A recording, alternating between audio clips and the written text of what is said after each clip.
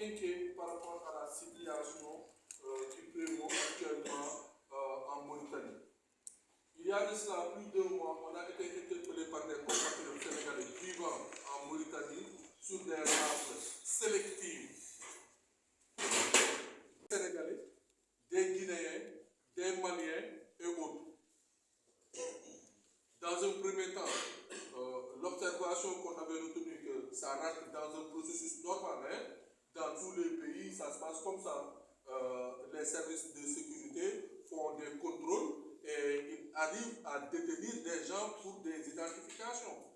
Et que si les personnes détenues ne sont pas en situation régulière, c'est de procéder à leur expulsion. Ça, c'est tout à fait normal.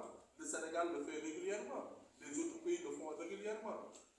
Mais ce qui est inquiétant par rapport à cette fois-ci, par rapport à la Mauritanie, c'est sélectif. C'est sélectif et c'est orienté, comme on l'a dit, à une communauté, c'est-à-dire une communauté proche ouest africaine. Et on n'a pas compris les raisons pour lesquelles ça se passe comme ça. Et autre chose sur laquelle nous avons vraiment déploré et que nos enquêtes nous l'ont permis, c'est qu'au cours de ces rafles, les détentions se passent dans des conditions inhumaines. Et ça également s'est avéré avec le témoignage des expulsés qui ont vécu auxquels leurs droits n'ont pas été respectés par rapport à cela. Et à cela, nous tenons à rappeler, qui que ce soit, où que ce soit, une personne arrêtée d'une nationalité, s'il n'est pas apatride, s'il est apatride, il ne peut pas faire l'objet d'expulsion. Soit il bénéficie des statuts de réfugié, ou les protocoles d'expulsion ne le permettent pas de le déporter vers un pays tiers, parce que c'est un apatride, il n'a pas de nationalité. Mais dès lors que la personne a une nationalité et qu'il doit faire l'objet d'une expulsion après une arrestation et une détention, le protocole, la convention de Vienne intervient à partir de cet instant-là. C'est-à-dire que les autorités consulaires de son pays doivent être informées de son arrestation pour devoir l'assister juridiquement avant son expulsion. Et procéder à l'ouverture de procédures d'expulsion, c'est-à-dire d'identifier, prendre toutes les dispositions, informer son consulat et que son consulat accepte qu'il est ressortissant de ce pays et qu'on puisse prendre toutes les dispositions sanitaires et juridiques et de son transport d'une façon humaine et d'une façon digne vers son destination. La Mauritanie a failli à cela. Vu les bonnes relations que le Sénégal entretient actuellement avec la Mauritanie, nous ne souhaitons pas ce genre de, je ne dirais pas incident, ça dépasse aujourd'hui les incidents, ce genre de pratique entre ces deux pays voisins.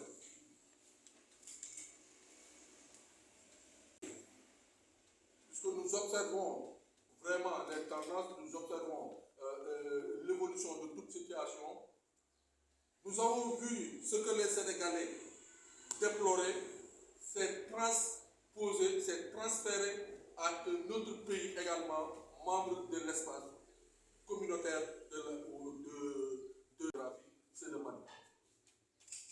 Et les tensions que nous avons observées avec le Mali nous inquiètent. Parce que rappelez-vous, en 1989, les incidents qui se sont déroulés entre le Sénégal et le Mauritanie sont encore fraîches. Et si aujourd'hui, au niveau du Mali, et que les populations veulent faire justice eux-mêmes, allant jusqu'à barricader, fermer et s'en prendre à des ressortissants mauritaniens, au niveau de la frontière et de la zone frontalière, ça fait peur. Nous ne devons pas arriver à cette situation. À cela, nous appelons les autorités mauritaniennes de se ressaisir. Ça aurait été les populations, on aurait pu que ça allait être grave, parce que les populations parfois ne sont pas contrôlables. Mais il se trouve que ce sont des autorités de force de sécurité et de défense qui le font. Et si ce sont les forces de défense qui le font, c'est parce qu'ils ont reçu des instructions. Et c'est là que nous interpellons le gouvernement mauritanien. Ce n'est pas une première fois que ça se passe comme ça. Ce n'est pas une deuxième fois que ça se passe comme ça. Et ce n'est pas une troisième fois que ça se passe comme ça. C'est inélégant. Nous sommes d'accord pour des questions de sécurité. Nous sommes tout à fait régularisation des séjours. Nous sommes tout à fait d'accord. Comme nous le dénonçons pour les pays européens, c'est de la même sorte que nous le dénoncerons pour un pays africain. Nous demandons au gouvernement mauritanien, frère, lucide, très diplomate, de se ressaisir. Ces événements dénigrent l'image de la Mauritanie. Nous n'en tenons à cela. Nous rappelons vraiment le gouvernement mauritanien a une très bonne diplomatie, a des relations de bonne voisinage, que ce soit avec le Sénégal, que ce soit avec le Mali et que ce soit avec les autres pays. Aucun pays ne peut accepter que ses enfants soient maltraités à l'étranger. Aujourd'hui, ce sont des Mauritaniens qui sont maltraités à la frontière avec le Mali. Nous ne l'acceptons pas. C'est de la même sorte que nous n'acceptons pas que la Mauritanie maltraite des enfants des autres dans le pays. Et surtout des migrants. Ça doit cesser. Trouvons autre solution. Trouvons autre pratique. Respectons les droits des uns et des autres. C'est à cela que nous rappelons vraiment l'État mauritanien par rapport à cette question migratoire. Pour nous, acteurs de la migration, lanceurs d'alerte, qui ont toujours dénoncé parfois les conditions de détention de nos compatriotes à l'étranger, de nos compatriotes à l'étranger, que ce soit des Sénégalais, que ce soit des Africains, partout dans le monde. Nous avons énormément de nos compatriotes qui sont dans les prisons à travers le monde. Que ce soit en Europe, que ce soit en Amérique, que ce soit en Afrique. Vraiment, la réactivité du gouvernement actuel du ministère de l'intégration africaine et des Sénégalais de l'extérieur, des affaires étrangères et des Sénégalais de l'extérieur pour ce dossier. Nous vous rappelons que ce dossier date de 2004. Ce n'est pas d'aujourd'hui, ce n'est pas nouveau. Mais au moins, cette fois-ci, ils ont su accélérer, le mettre dans le circuit et avec la ratification au niveau de l'Assemblée nationale, c'est à saluer. Et je pense qu'il y a d'autres également conventions de ce genre qui est dans les droits qu'on devrait vraiment accélérer parce que nos compatriotes souffrent à l'extérieur, qui sont nombreux, qui sont à l'extérieur.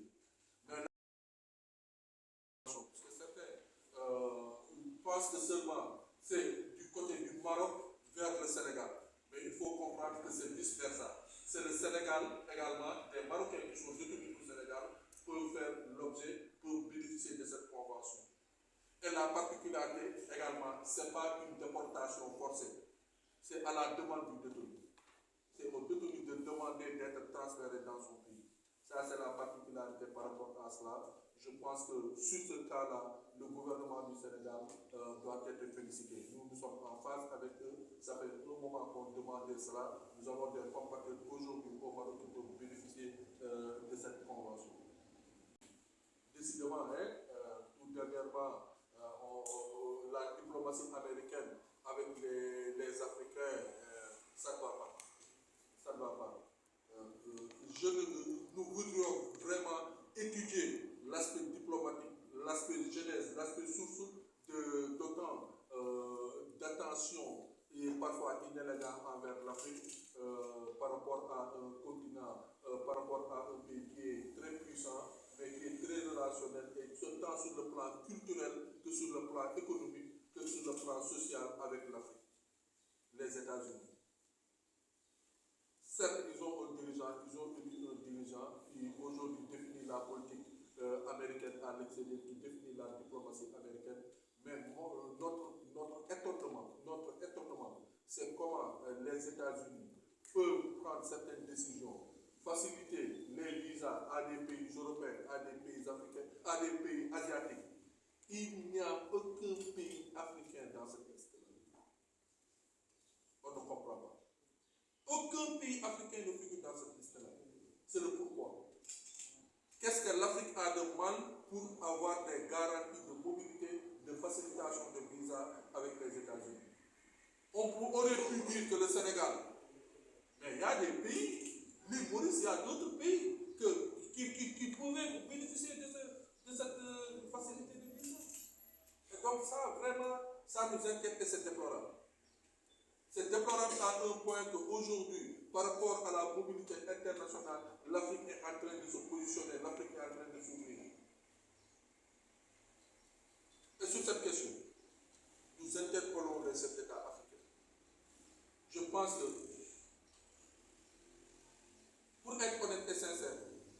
c'est la manque de réactivité par rapport à ce type de questions, à ce type de situation, qui a dévalorisé la CEDEAO.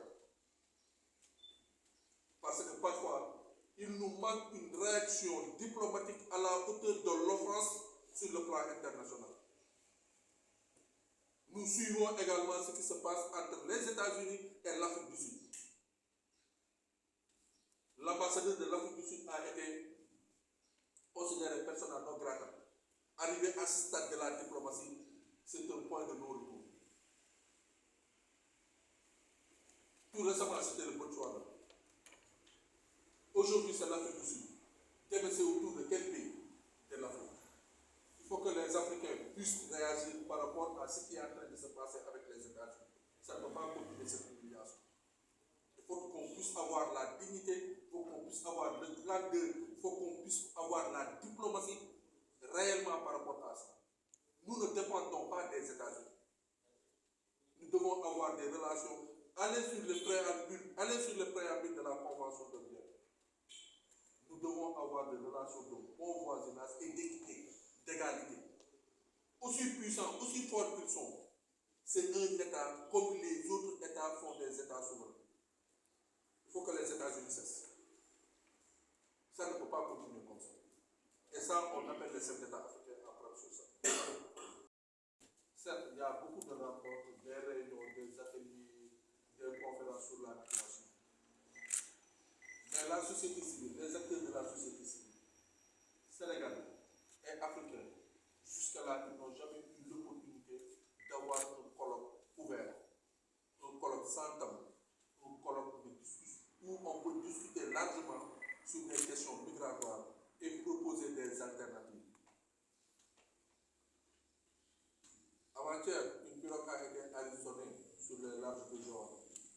Aujourd'hui, il y a un maire d'une commune qui est détenu par les forces de sécurité pour enquête sur des questions. Nous sommes convaincus d'ici les jours à venir, avec l'accalmie en haute mer, il doit y avoir également des sortes de pirogues. Est-ce que nous allons nous taire? Est-ce que nous allons toujours suivre des protocoles institutionnels pour laisser ce fléau continuer? Nous pensons que non. Nous avons interpellé l'État à plusieurs reprises de s'asseoir avec les partenaires, de s'asseoir avec les acteurs que nous sommes, tous ensemble, dans un dialogue profond, dans un dialogue sincère, apporter des alternatives à la migration. Je peux prendre la presse sénégalaise en témoin. Voilà, de plus de 4 ans, 5 ans derrière, nous avons toujours mis sur la table comme alternative à la migration irrégulière, voire maritime, la migration saisonnière et la migration circulaire. Je prends la presse sénégalaise en témoin. Et plus tard, nous sommes allés même jusqu'à proposer des chiffres. Aujourd'hui, nous sommes convaincus devant ce débat où certains n'ont pas compris c'est quoi la migration saisonnière et la migration circulaire pour l'associer à de l'esclavage ou à des travaux irréguliers et autres. Ce n'est pas cela.